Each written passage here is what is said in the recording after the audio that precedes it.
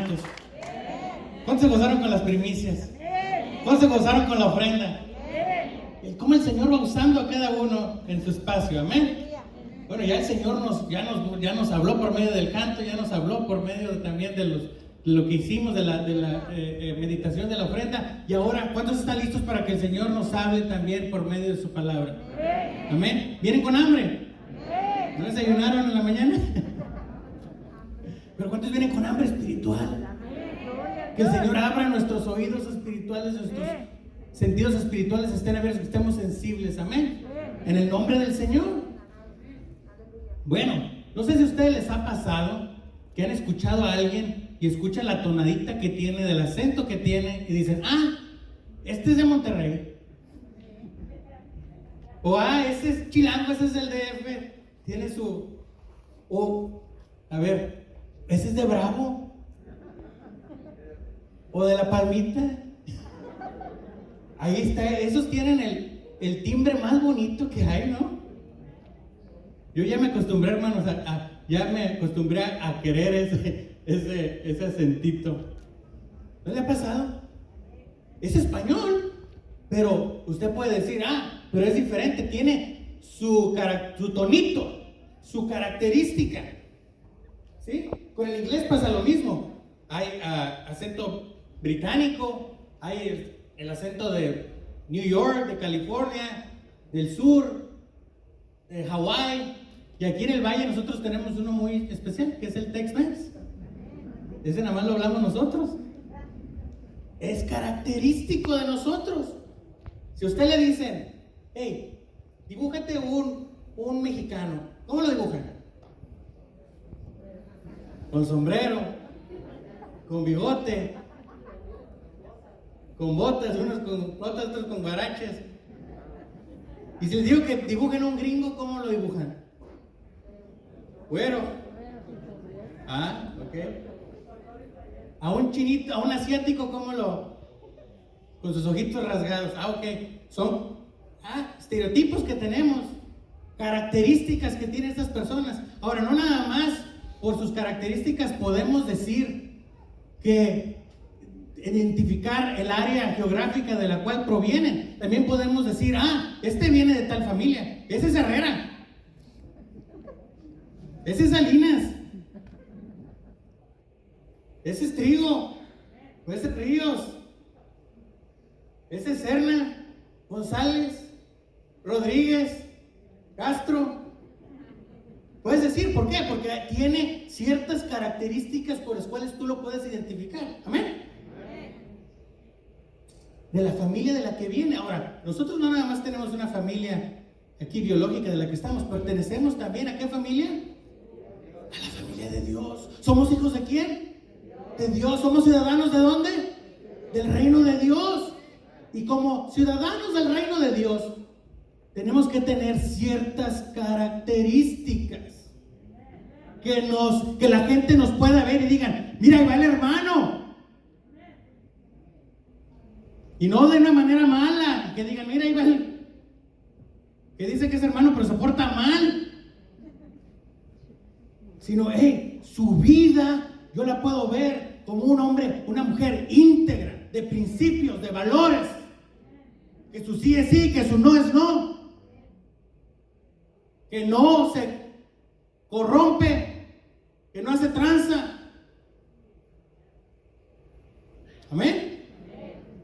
¿Cuáles son las características que tenemos que tener nosotros como cristianos, como creyentes, como ciudadanos del reino, como parte de la familia de Dios? ¿Qué características nos deben distinguir?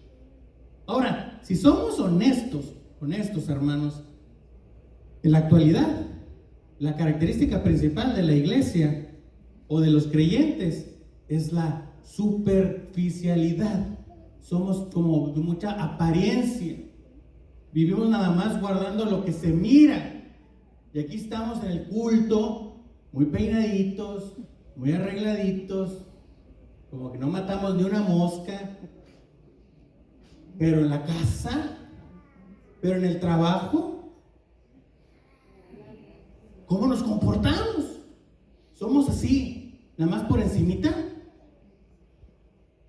No le diga a nadie, no es para que le diga a su esposa, ay, te hablan, o al revés. No, piénselo para usted mismo. Ese es lo que me caracteriza. ¿Cómo estoy viviendo yo? ¿Cómo me estoy comportando? Estoy siendo muy superficial. Vivimos, hermanos, en un tiempo ahorita de mucha distracción, de redes sociales, de internet, y hay mucha distracción. Hace que nuestras vidas sean muy superficiales y parece que la iglesia está invadida por todo eso también. Y vivimos una vida muy distraída y dejamos que el pecado se meta por ahí. Y vivimos muy superficialmente. En otras palabras, nuestras acciones no respaldan nuestras palabras. Podemos decir muchas cosas con nuestra boca, pero nuestras acciones dicen otra. Dice la palabra, dice el Señor, este pueblo de palabras me honra, pero su corazón, ¿qué? Está lejos de mí.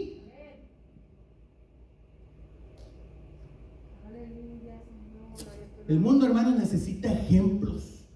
Desesperadamente necesita ver cristianos verdaderos, no de mentiras.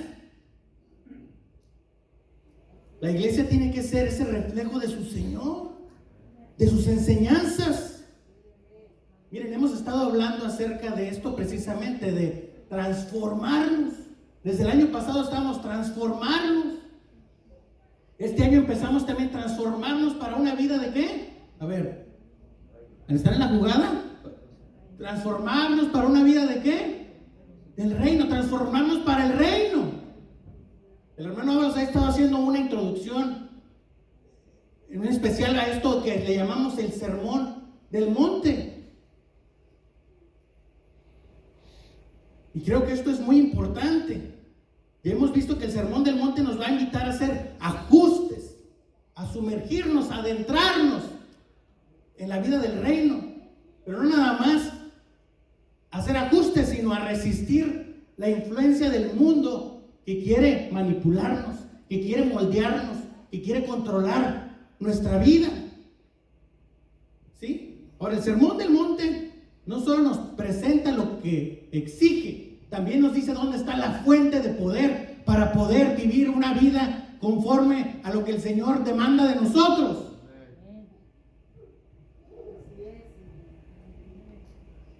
El Hijo de Dios vino a este mundo, y no nada más eso, sino que ahora nos ha dado a su Espíritu Santo.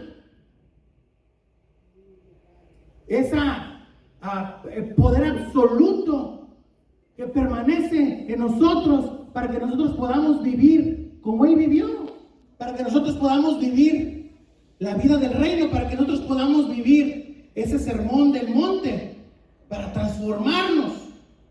Ahora, la siguiente parte, después de lo que el hermano ha estado tocando en estos sermones, es lo que sigue, son las bienaventuranzas. ¿Cuántos han oído acerca de las bienaventuranzas? A ver, levánteme la mano porque quiero ver la audiencia más o menos. ¿Saben qué es? Y ahorita le voy a preguntar al que levante la mano. ¿Cuántos saben qué son las bienaventuranzas? Oh, muy poquitos, ya miren. ¿Ya ves? ¿Se echaron para atrás? Las bienaventuranzas. ¿Qué son las bienaventuranzas? Mire, las bienaventuranzas son descripciones de aquellos que recibirán las promesas del reino. Los bienaventurados son agentes a través de los cuales el reino de los cielos es visible en nuestro mundo. Las personas bienaventuradas no son perfectas, son personas que se han convertido, que han cambiado su trayectoria y ahora se dirigen hacia la vida del reino. Amén. Ahora, las bienaventuranzas no son mandamientos. Escúcheme bien, las bienaventuranzas no son mandamientos, son invitaciones. No son mandamientos, son invitaciones. No son metas por las que debemos luchar, son formas en las que debemos relacionarnos. No es una manera de decirnos, mira todo lo que está mal contigo, sino es una invitación a vivir la vida del reino, la vida del reino. ¿A qué les suena a ustedes esto de la vida del reino? Hemos estado hablando acerca del reino de los cielos. Dice la palabra del Señor que el reino de los cielos se ha acercado. El pastor ha estado hablando acerca del Padre Nuestro y que dice, Padre Nuestro que estás en los cielos, santificado sea tu nombre. ¿Qué hay más? Venga tu reino, hágase tu voluntad, como en el cielo, así también en la tierra.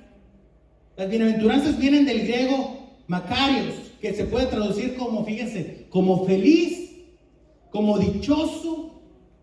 Es la máxima expresión de alegría y de felicidad. La máxima expresión de alegría y de felicidad. Entonces cuando dice bienaventurados, ¿qué dice? Las bienaventuradas, esto me va a hacer feliz. Y lo tienen, ¿y qué pasa? La felicidad les dura un poquito, es como cuando sale el sol y se pone el sol. La felicidad viene y luego se va. ¿Ese es el tipo de felicidad que el Señor nos ofrece?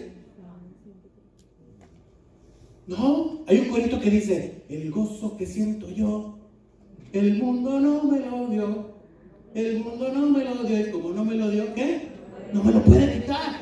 La bendición que Dios me dio, el mundo no me la da, no me la puede quitar. La dicha que Dios me dio, el mundo no me la dio, no me la puede quitar. Mi bendición, mi felicidad, mi dicha, no depende de cosas externas. La bienaventuranza es distinta, es algo más profundo. Amén. Algo que es constante, permanente. Es el don de Dios para sus hijos. ¿Sabías que Dios quiere que seas feliz? ¿Sabías que Dios quiere bendecirte? ¿Sabías eso? El problema no es Dios, hermano, el problema somos nosotros. Porque nosotros nos ponemos en una situación que no es bendecible, si lo puedo decir así. Porque Dios no va a bendecir. Dios no va a bendecir donde hay pecado. Dios no va a bendecir donde hay pecado, donde hay arrogancia o donde hay indiferencia. ¿A quiénes a los que Dios va a bendecir? Miren lo que dice la palabra de Dios en Mateo 5:3. Dice, dichosos, felices, bendecidos, ¿quiénes? Los pobres en espíritu, porque el reino de los cielos les ¿qué? Les pertenece. Ahora, ¿qué significa ser pobre en espíritu? ¿Qué significa ser pobre en espíritu?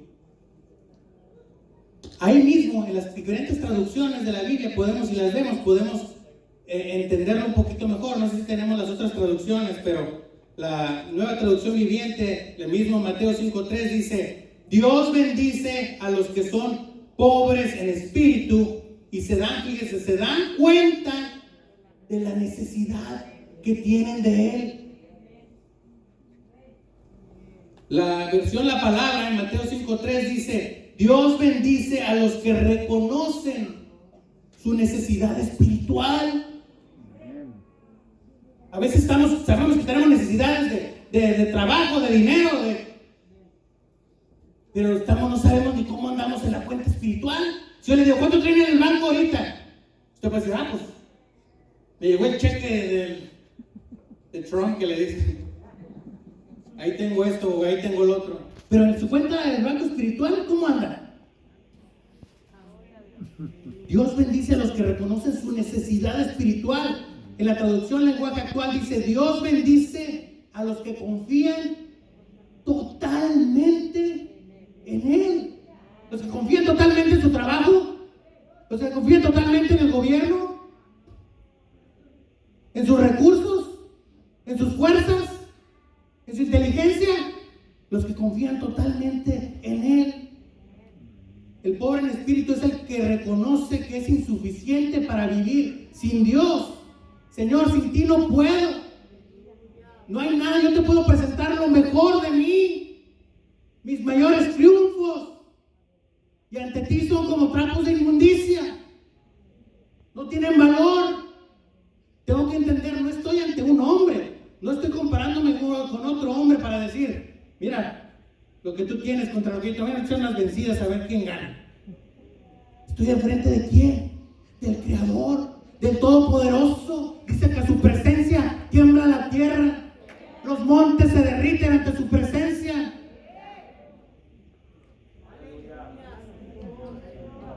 El Creador no nada más aquí, la tierra, el planeta Tierra donde usted y yo vivimos, pero de las galaxias, de lo que ni nos podemos imaginar.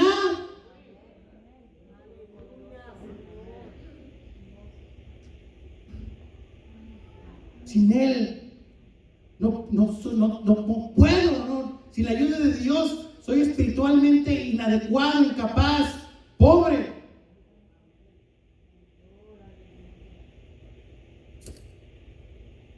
Dice, es la conciencia de que no vivimos por nuestra propia fuerza o habilidad. No vivimos por nuestra propia fuerza o habilidad, sino que confiando en Dios. Salmos 146:5 dice, el Dios de Israel bendice a los que en Él confían. ¿A quiénes bendice el Señor? A los que en Él confían. Confiar en el Señor es la primera condición para recibir la bendición de Dios. Para llegar a esa felicidad plena, perdurable, que es que confiar en Dios. Pero no somos buenos para decir de repente, fíjense, cuando estamos en una situación difícil, decimos, estoy esperando que el Señor me bendiga por aquí, pero mientras tanto uno está planeando por acá. Si el Señor no responde, pues yo tengo aquí el plan B. O déjame ayudarle yo al Señor. ¿No le ha pasado? A lo mejor con alguien que conoce, no con usted. Yo creo que a todos nos ha pasado. Confiar en Dios, tenemos que confiar en Él, contar en Él, eso significa ser pobre en espíritu. Humildemente depender en Dios y no de mí. Humildemente depender de Dios y no de mí. La palabra pobre en espíritu, en la palabra original, la traducción, quiere tener una palabra muy fuerte porque quiere decir algo así como mendigar, como esconderse el rostro y decir nada más, dependo de la misericordia y de la bondad, de la generosidad de otros. Así tenemos que acercarnos como el Señor. No puedo acercarme con el Señor y decir, a ver, Señor, ya llegué. Vamos aquí a hablar de negocios, Señor. ¿Así nos vamos a acercar con el Señor? No, tenemos que con humildad, tenemos que saber ante quién estamos. Si quiero la bendición de Dios en mi relación, en mi trabajo, en mi familia, en mis estudios, en mis finanzas, ¿qué tengo que hacer? En mi salud, tengo que depender humildemente de Dios. No depender de mí ni de mis fuerzas. ¿Cómo dependemos de Dios? ¿Cómo podemos depender de Dios? Debemos depender en la sabiduría de Dios y no en nuestra propia sabiduría. Miren, Proverbios 14:12 dice, hay caminos que al hombre le parecen rectos. ¿Le qué? Le parecen rectos, pero acaban por ser caminos de muerte. ¿No le pasa a usted que a veces está ante una situación y dice, esto es lo mejor, esto es lo que tengo que hacer, esto, mi corazón, tengo una corazonada que por aquí es? ¿No le ha pasado? Que parece que es la mejor opción, la mejor decisión. Y luego pasa el tiempo y se torna en un callejón sin salida.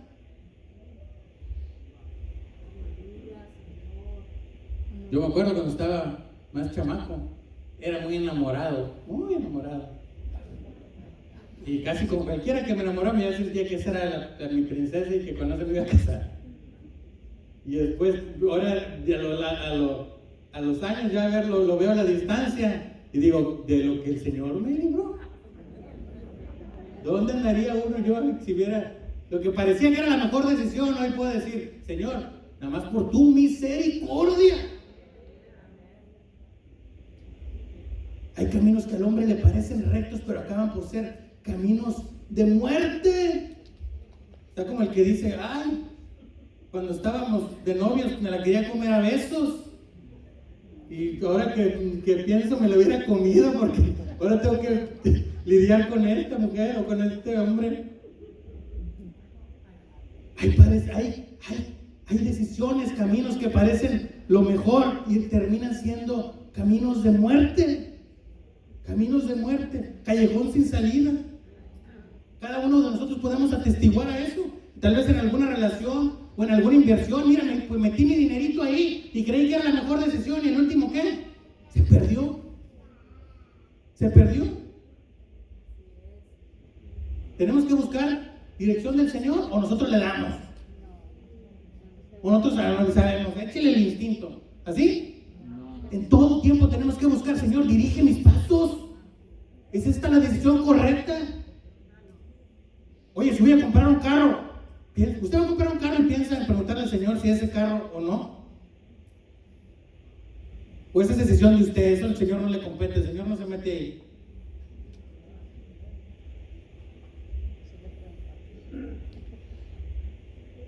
Claro, usted tiene una discusión con alguien, va a tener una entrevista con alguien, va a tener algo, y usted se pone en las manos del Señor y le dice: Señor, dime por dónde ir, Señor, ilumíname, ¿o no?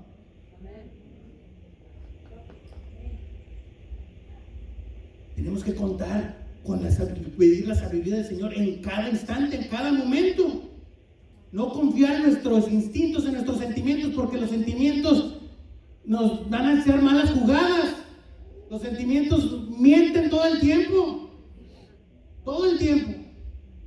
Hay una canción que dice: ¿cómo puede ser tan malo si se siente tan rico? O si se siente tan bien. Pues se siente rico y se siente bien por un ratito, hermano, pero cuando llega el juicio del Señor, entonces ya nos anda. No debemos de dejarnos llevar por nuestros sentimientos. Recuerden, hay caminos que al hombre le parecen rectos, pero acaban por ser caminos de muerte. Miren lo que dice Proverbios 3, 5 al 7. Dice: confía en el Señor con todo tu corazón. No dependas en tu propio entendimiento. Busca su voluntad en unas cosas. ¿En qué? En todo lo que hagas, y Él te mostrará cuál camino tomar. No te dejes impresionar por tu propia sabiduría. No te creas el listo. No te creas que tú te la sabes más que el Señor. En cambio, teme al Señor. ¿Y qué? Aléjate del mal. Teme al Señor y aléjate del mal. Proverbios 3, 5 al 7 dice: confía en el Señor con todo tu corazón, no dependas de tu propio entendimiento. Cuando yo estaba en México, hermano, cuando mis papás se vinieron para acá, yo me creía el más listo del mundo. Era un escuincle que apenas iba a cumplir 18 años. Yo creía que yo sabía más que todos. Y mis papás se vinieron para acá y yo dije: yo me quedo. Mis amigos están acá, mi vida está acá, la novia está acá, todo está acá, así que ustedes, adiós. Ahí se ven. Aquí me quedo. Y me quedé ya pensando que yo me las sabía todas. Y al pasar del tiempo, me quedé sin nada. Y tuve que decir: regreso a la casa. Tuve que tomar una decisión de regresar a la casa. Y recuerdo que regresé sin nada, como el hijo pródigo. Y todavía recuerdo que estábamos en esa casita en Dona. Y llegué, y los niños todos se abrieron, estaban viendo por las persianas, los ojitos de mis hermanos los podía ver. Y todos decían: ya llegó Freddy, ya llegó Freddy.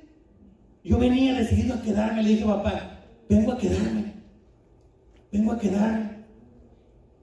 Tenemos que nada más, no solamente reconocer que estamos mal, tenemos que apartarnos del mal. Y ya que me recibieron, nunca me reprocharon. No me dijeron: ¿por qué hiciste lo que hiciste? Gracias a Dios me recibieron y aquí estoy. Si me hubiera quedado allá, no sé qué hubiera sido de mí, no sé si estaría vivo, no sé si estuviera un delincuente, no sé si estuviera un indigente. Pero gracias por la gloria, por la gracia y la misericordia de Dios, aquí estamos. Amén. No tenemos que basarnos en que si somos listos o no, en nuestra propia inteligencia, sino buscar la sabiduría de parte de Dios. Tenemos que alejarnos del mal y depender de la sabiduría de Dios. Dios quiere que seamos sabios. ¿Y cómo podemos ser sabios? Tenemos que orar y leer la palabra de Dios. ¿Tú oras? ¿Tú oras? Entonces, ¿cómo hablas con Dios si no oras? ¿Lees la Biblia? ¿Dejas que la Biblia te hable, que su palabra te hable? ¿Sabes que así es como se obtiene, así es como nos comunicamos con el Señor por medio de la oración y de la lectura de su palabra? ¿Cómo obtenemos la sabiduría del Señor? Por medio de la oración y la lectura de su palabra. Si no lees la palabra del Señor, si no oras, entonces estás confiando en tu propia sabiduría y no estás tomando en cuenta al Señor. Santiago 1:5 dice: si a alguno de ustedes le falta sabiduría, ¿qué? Pídasela a Dios y Él se la dará. Dios es generoso y nos da con todo agrado. No dice que nos da de mala gana y de poquito. ¿Dice eso? Dice, Dios es generoso y nos da con agrado. Gloria a Dios. Si no estamos en la palabra de Dios, no tenemos la sabiduría de Dios. La sabiduría de Dios y la voluntad de Dios están en la palabra de Dios. El siguiente dice, tengo que depender de la fuerza de Dios, no de mis propias fuerzas. Salmos 84:5 dice, dichoso el que tiene en ti su fortaleza. Porque nuestras fuerzas son limitadas, porque nuestras fuerzas se acaban. Pero Dios nunca se cansa. Dios nunca se le acaban las fuerzas. Él no se queda sin energía. ¿Qué pasa cuando tus fuerzas se van? Se agotan, se evaporan. Cuando ya no puedes más. ¿Qué hacer? Miren lo que dice Isaías 40:31. Dice, los que confían en el Señor renovarán sus fuerzas. Volarán como las águilas. Correrán y no se fatigarán. Caminarán y no se cansarán. Amén. En tu tiempo de dificultad, acude al Señor, pídele fuerzas al Señor. Yo recuerdo que en el pasado junio, el 17 de junio, miércoles 17 de junio de este año, yo estaba en mi peor, tal vez peor momento, más crítico en mi salud. Y recuerdo haber estado en la cama, llorando, sintiéndome que ya no sabía si la hacía. Y lo que hice en ese momento fue tomar el teléfono y estaba el servicio y puse el servicio en línea. Y empezó el canto, estaban cantando y yo estaba que el canto me estaba ministrando y luego el pastor tomó el micrófono. Y en ese momento que el pastor tomó el micrófono, él estaba hablando y yo empecé a sentir de parte de Dios que impulsar y decir, Señor, tú tienes una palabra, yo necesito fuerza, yo necesito que tú me des de tu espíritu, que me des un empuje, Señor, que me como la batería esa que está descargada, que me pases cables, Señor. Sí, y yo le decía, el pastor estaba aquí, estaba ya por terminar el servicio. Y ella estaba diciendo, la música estaba terminando y él estaba diciendo, gracias, Señor. Y yo lo veía ya que él iba a terminar, pero yo sentía fuerte en mi espíritu esa lucha. Yo sentía y decía, suelta la palabra, suelta la palabra, suelta la palabra, declara la palabra. Y si usted va y ve el 17 de junio, miércoles, y ve ese servicio y ve el final de la administración, usted puede ver al pastor que está aquí. Y está ya terminar y siente como que yo lo iba a ver su rostro de sentir como que no termino, y de repente yo estaba diciendo, suelta la palabra, y el pastor dice, voy a soltar la palabra. Y dice, en el nombre del Señor hemos estado batallando con necesidades, con gente enferma, con gente que está siendo atacada, pero en el nombre del Señor soltamos la palabra y declaramos sanidad, milagros, fuerzas. Y yo sentí en ese momento, esas son las fuerzas que necesitaba. Y me levanté y sentí de ánimo. Porque cuando uno no tiene fuerzas, entran las fuerzas del Señor. Y el Señor no se olvida de nosotros, ni nos deja. Cuando no hay fuerzas, si yo confío en mis propias fuerzas, ¿dónde estaría yo? ¿Dónde estaría? Recuerdo estar ahí ya sin pelo, con hemorragia de la nasal y vomitando sangre y todo esto, sin poder comer por un montón de días, ya con la cara gris y las manos manchadas todo de negro y un montón de cosas. Me veía al espejo y no me conocía. Sentía que mis ojos eran tan perdidos. Pero en medio de ese problema uno puede experimentar las fuerzas del Señor y hermano, se siente especial. Ahí es donde puedo ver que dice que el Señor nos va a dar fuerzas como búfalo. Y mira, estaba allá y ahorita ya estoy más chonchito que como nunca antes he estado. Gloria a Dios. Tenemos que confiar en las fuerzas del Señor. Salmo 73:26 dice, puede fallarme la salud y debilitarse mi espíritu, pero Dios sigue siendo la fuerza de mi corazón. Él es mío para siempre. Para siempre.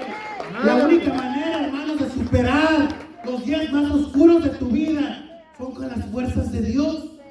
Tenemos que depender de Él. Tenemos que depender de Él. Salmo 71, 16. Tengo diferentes versiones, no sé si las tienen ahí, pero se las leo. La primera versión dice: Señor, cantaré acerca de tus poderosas obras. Cuando pasa algo, cuando estoy en dificultad, canto acerca de lo que el Señor ha hecho, y me recuerdo a mí mismo todas esas portentos que el Señor ha hecho conmigo y con los demás. Otra versión dice: iré en valentía, en la valentía del Señor, no en mi valentía, no en mis fuerzas, sino en quién, en las fuerzas y en la valentía del Señor. Otra versión dice: caminaré en la fuerza del Señor. Cuando tú estés ahí en tu cama y no te quieras levantar en la mañana y sientas, sí, recuerda, caminaré en las fuerzas del Señor.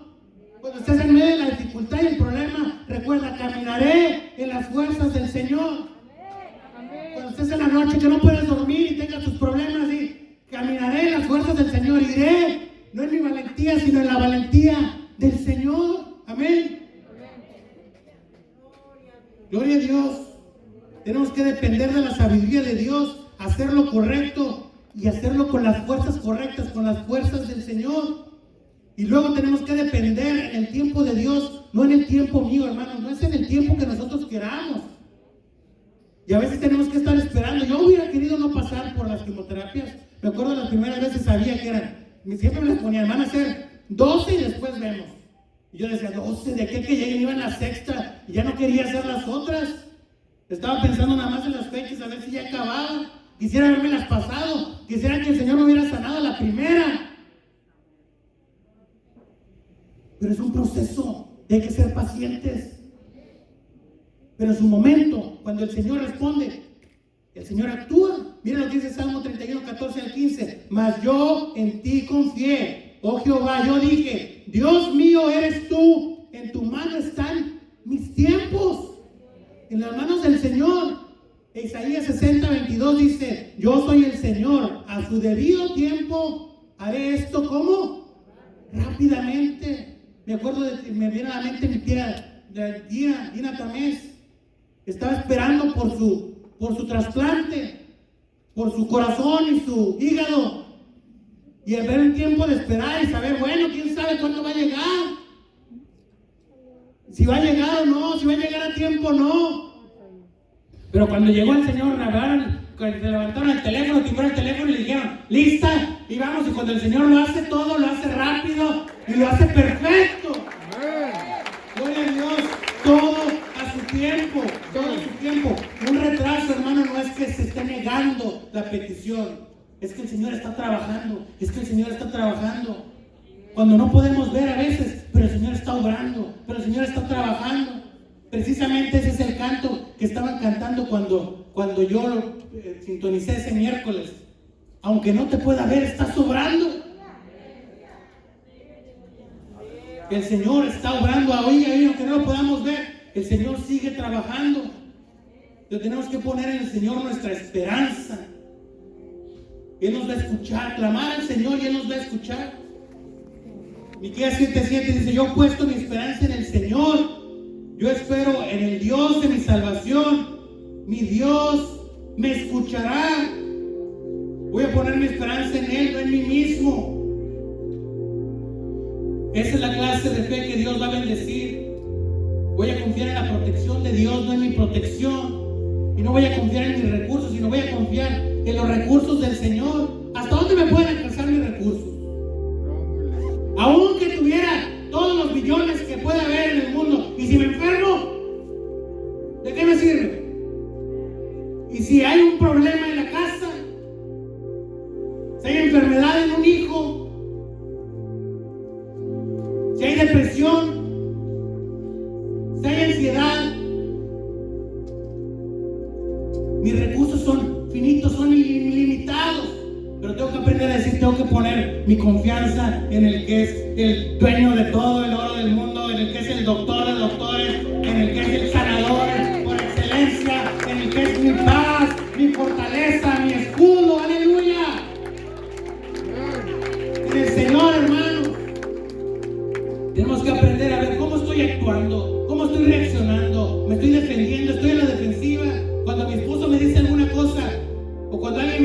cosa reacciono rápido, o me pongo en las manos del Señor, o dejo que el Señor haga justicia, o dejo que el Señor obre. Como cristianos, ¿qué creen que debemos de hacer? Tenemos que refrenar nuestra boca, tenemos que el Señor nos controle, someternos al control del Señor, como ese caballo que lleva el freno en la boca. Es un caballo fuerte, pero está controlado. Que tengamos ese autocontrol que viene no de nosotros, sino que viene del Señor. Amén. Aún, hermano, en nuestras imperfecciones,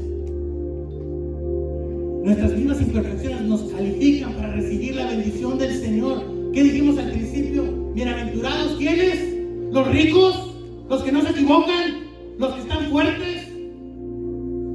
¿Quiénes? Los pobres en espíritu, los que reconocen: Señor, te necesito, hoy más que nunca, te necesito.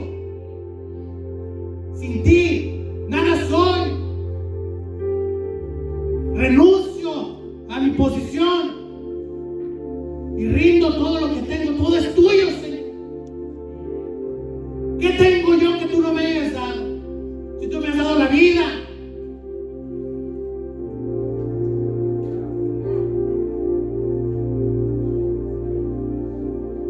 Hay una historia en la Biblia, una parábola en la que hay un hombre rico que hace una fiesta e invita a toda la alta alcurnia de aquí, a todos los de alto nivel, a todos los importantes, a todos los guapos, a todos los bien vestidos, a todos los inteligentes, a todos los educados.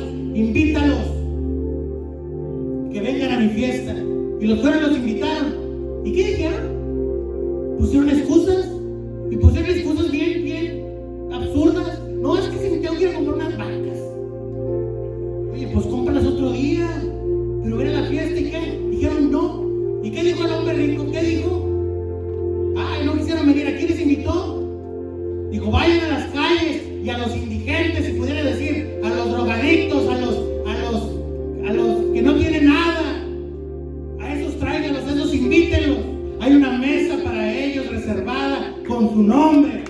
Hermanos, si nosotros reconocemos nuestra situación de decir: Señor, no soy nada sin ti, y tú me has invitado a la mesa, y tú tienes una mesa preparada para mí. Oh, qué gozo. Yo me gozo con eso, porque sé que aún en mis imperfecciones el Señor ahí se perfecciona.